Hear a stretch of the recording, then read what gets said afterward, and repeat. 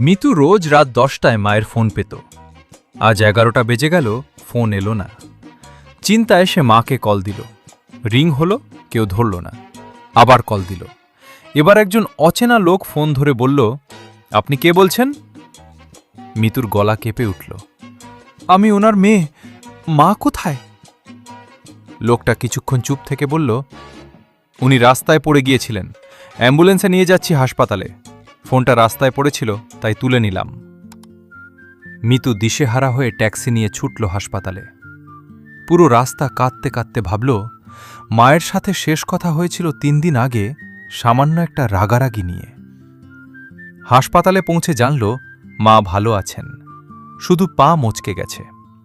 মিতু মাকে জড়িয়ে ধরে কাঁদতে লাগল। মা অবাক হয়ে বললেন, এত কাঁদছিস কেন? সামান্য ব্যাপার তো। মিতু ফিসফিস করে বলল, না মা, তোমার কণ্ঠ শুনতে না পাওয়াটাই আমার কাছে সবচেয়ে ভয়ের ছিল।